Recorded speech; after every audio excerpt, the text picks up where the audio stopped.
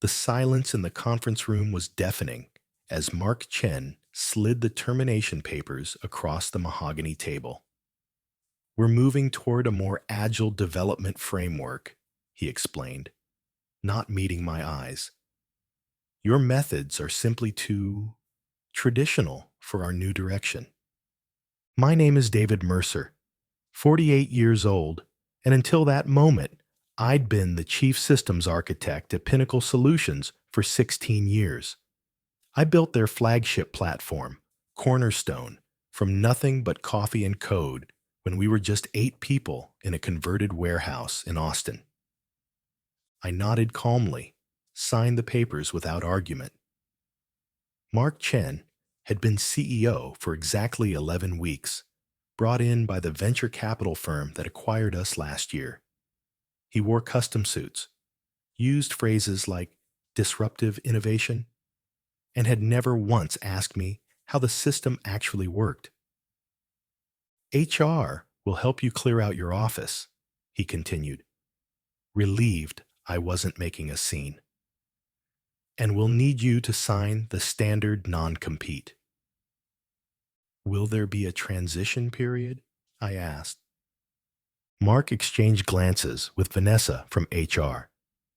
"We've already onboarded a development team from TechSphere to modernize the code base. They started last week."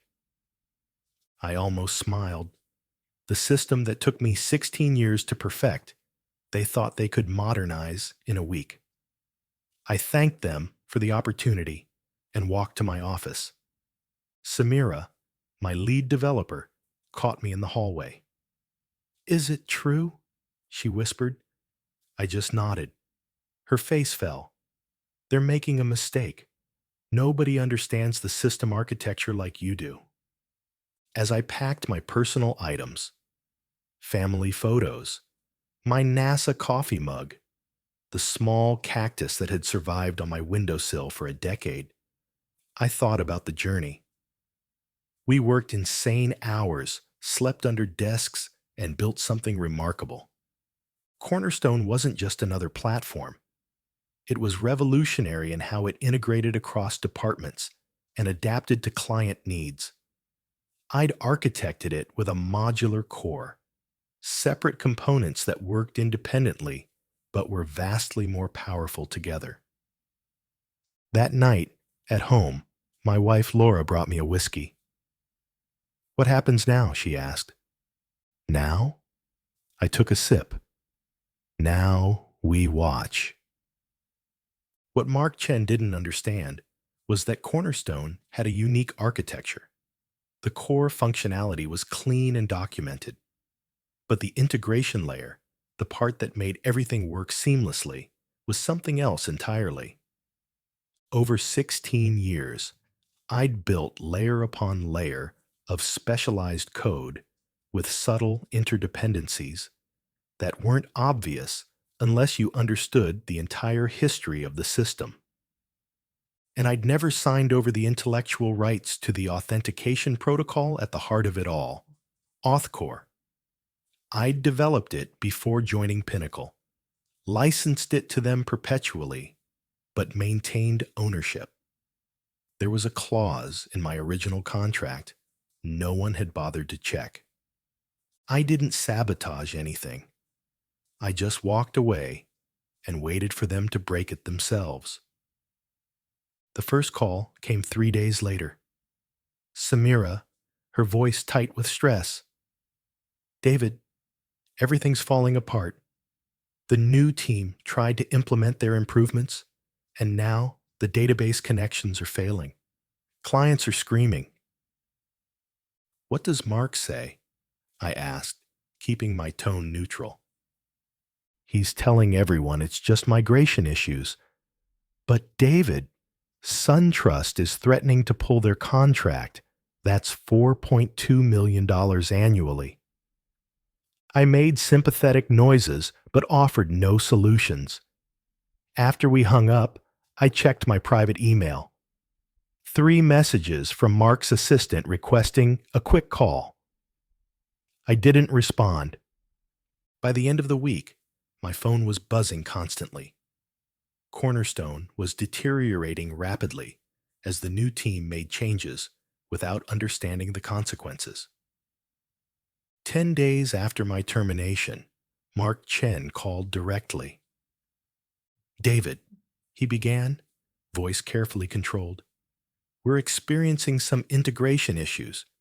We'd like to bring you in as a consultant. Very generous compensation." "How generous?" I asked. $300 per hour, minimum 20 hours.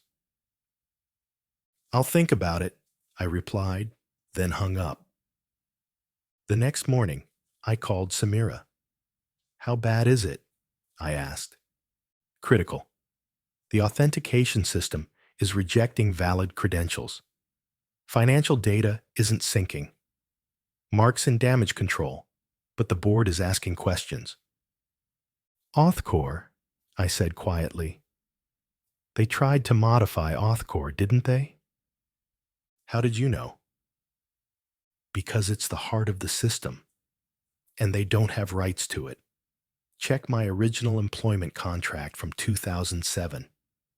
Authcore is licensed to Pinnacle, not owned by them." That afternoon, I received an email from Pinnacle's general counsel. Subject line: Urgent. Authcore licensing issue. 3 days later, I sat across from Mark Chen, the counsel, and two board members in the same conference room where I'd been fired. Mark looked like he hadn't slept in days. "Let's not waste time," said Catherine Walsh, the senior board member. "We've reviewed your contract. Authcore is indeed your intellectual property. The system's failure is causing significant client attrition. That's over $7 million in revenue at risk." "What do you want, David?" Mark finally asked, his confidence gone. I placed a folder on the table. "I'll fix the system and provide documentation for 6 months. In exchange, I want 3 things. I retain all rights to Authcore with a revised licensing agreement. I want a consultant role on the board for 2 years. And a public statement acknowledging my contribution and the circumstances of my departure." "That's not possible," Mark began, but Catherine cut him off. "The board is amenable to all 3 conditions. One more thing," I added. "Samira Anderson becomes CTO."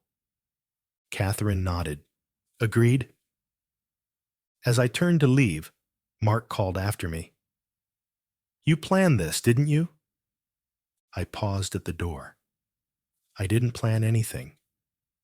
I just recognized the value of what I built when you couldn't. It took 3 days to stabilize the system. 1 month later, the company acknowledged my fundamental contributions and announced my advisory role. 2 months later, Mark Chen resigned. The press release made no mention of the $12 million in lost contracts during his tenure. 6 months after being escorted from the building with my belongings in a box, I sat in my first board meeting as technical advisor. Samira, now CTO, presented with confidence. I felt no triumph, no vindictive pleasure, just quiet satisfaction that the work mattered more than the politics. Later, walking to my car, I got a text from Laura. "How'd it go?" I texted back, "Good. The system's in good hands now." Because the most satisfying revenge wasn't watching them fail or making them admit they were wrong. It was ensuring that what I'd built would continue to thrive, that my legacy wouldn't be erased by someone who didn't understand its value.